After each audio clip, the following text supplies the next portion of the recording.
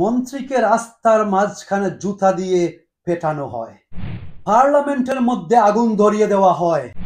শুধু ক্ষমতায় থাকায় মন্ত্রীদের নয়, বিরোধী দলের মন্ত্রীদের বাসায়ও আগুন ধরিয়ে দেওয়া হয়, আর রাস্তার মাঝখানে জুতা দিয়ে পিটানো হয় মন্ত্রীকে।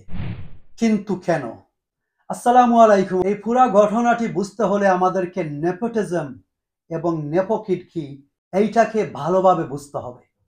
নেপোটিজম হচ্ছে যখন আপনি একটি ক্ষমতায় থাকবেন আর সেইখানে কোনো কিছুর প্রয়োজন বা একটা জব বা একটা কর্মর ব্যবস্থা আছে, আর সেই জায়গায় আপনি একজন মেধাবী মানুষকে না দিয়ে আপনার চাচাতো ভাই, খালাতো ভাই, মামাতো ভাই, আপনার আত্মীয়কেই মেধা ছাড়া বা তাদেরকেই দিয়ে দিলেন, সেইটাকেই নেপোটিজম বলা হয়। আর সেইটা থেকেই এসেছে নেপোকিডস, মানে সেই মন্ত্রী মিনিস্টারদের ছেলেরা যারা আছে তাদেরকেই নেপোকিড বলা হয়। তাহলে আমাদের এখন জেনারেশন জি বা জেনজিকে বুঝতে হবে। জেনজি হচ্ছে আমাদের বর্তমানের যুবক যুবতীরা, আমাদের বর্তমানের তরুণরা। যেমন আগের যারা জেনারেশন ছিল, আগের যে প্রজন্ম ছিল, তাদেরকে মিলেনিয়াল বলা হতো। আমরা সেই দিকে যাব না, শুধু জেনজি একটু বুঝবো। আজকের এই তরুণদের কাছে কিছু থাকুক বা না থাকুক, তাদের কাছে কিন্তু একটা জিনিস আছে, আর সেইটা হচ্ছে সোশ্যাল মিডিয়া। হয় না কেন সেটা হোয়াটসঅ্যাপ বা ফেসবুক বা টিকটক বা ইউটিউব, মানে একটা না একটা সোশ্যাল মিডিয়ার সাথে তারা জড়িত আছে। এই বর্তমানের তরুণদেরকে আপনি মন গড়া গল্প বলতে পারবেন না, যা ইচ্ছা তা বলতে পারবেন না, কারণ ঠাস করে ওরা গুগল বের করে ফেলবে, ঠাস করে ওরা একটা সফটওয়্যার, একটা সোশ্যাল মিডিয়াতে গিয়ে এটা চেক করে দেখতে পারবে যে আপনি যেটা বলেছেন এটা কি ভুয়া, আপনার মন গড়া কথা নাকি সত্য, মানে ঠাস করে ওরা তদন্ত করে নেয়।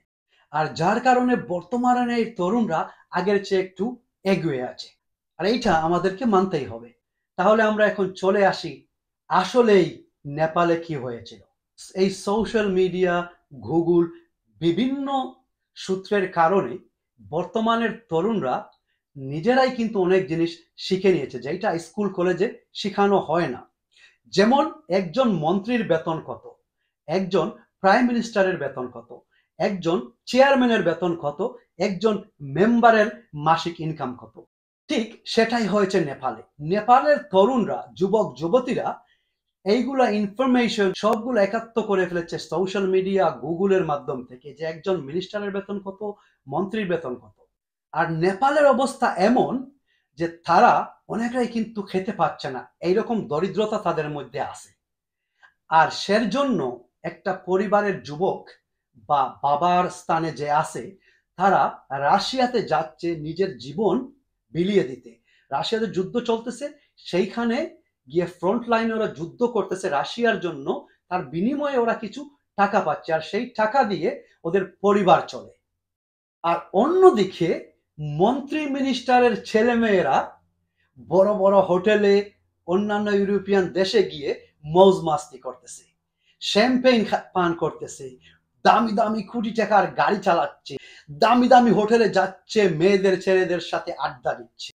আস্তে আস্তে স্বাভাবিক মানুষের ভিতরে প্রশ্ন জাগে, আমরা নিজের দেশে না খেয়ে মরছি, আর এই মন্ত্রী মিনিস্টারদের ছেলেরা বা মেয়েরা, যাদেরকে টাইটেল দেওয়া হয়েছে নেপো কিডস, তারা এত টাকা কোথায় পায়? এরা তো কোনো কাজকর্ম কিচ্ছুই করে না।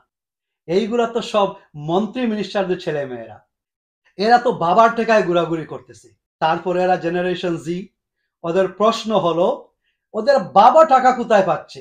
একজন মিনিস্টারের বা একজন মন্ত্রীর বেতন যদি মাসে হয় 2 লক্ষ টাকা বা 1.5 লক্ষ টাকা, তাহলে সে কিভাবে তার ছেলেকে বা তার মেয়েকে 4 কোটি টাকার গাড়ি কিনে দিচ্ছে?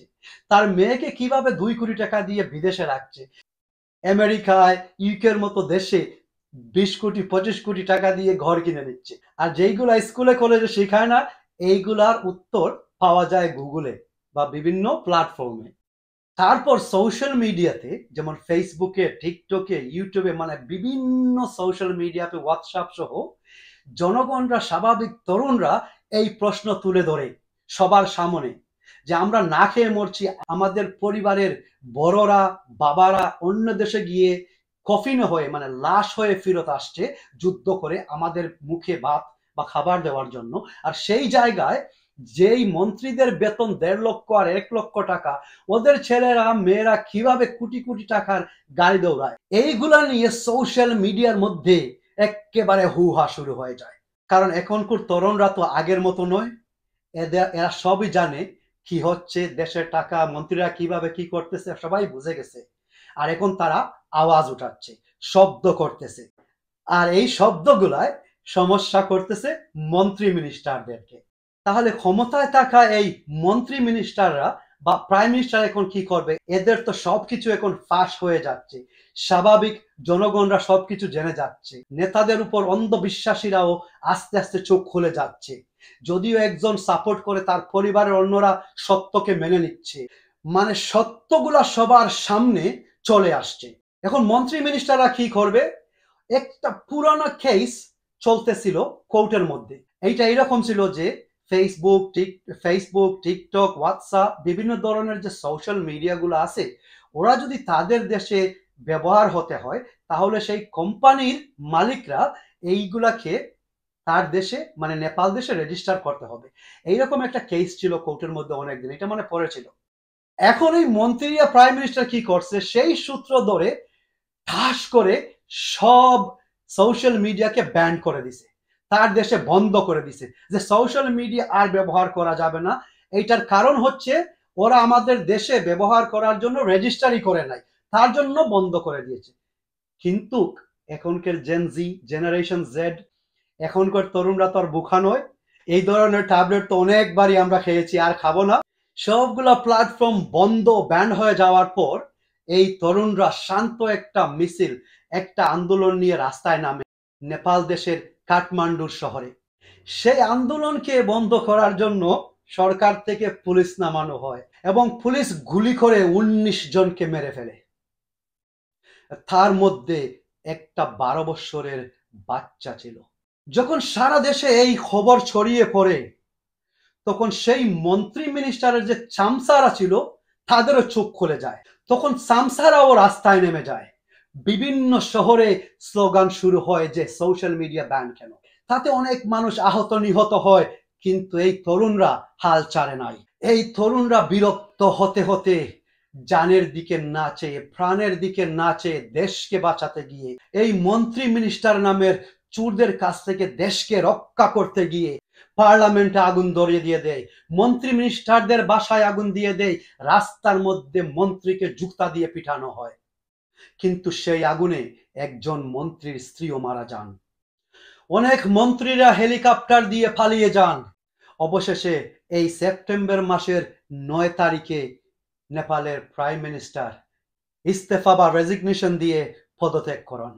তারপর আর্মির আন্ডারে দেশটি চলে যায়। কিন্তু এই তরুণরা এই দেশকে সুন্দর করতে, দেশকে এগিয়ে নিতে অনেক কিছু করার চিন্তা ভাবনা করতেছে। তবে এর ফাঁক দিয়ে ছোট ছোট আবারও কিছু কিছু নেতারা খাড়া হয়ে যাচ্ছেন।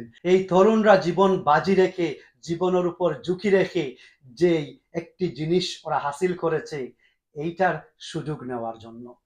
কেন জানি এইরকম ঘটনা আরো কোথায় হয়েছিল মনে হয়। আসসালামু আলাইকুম।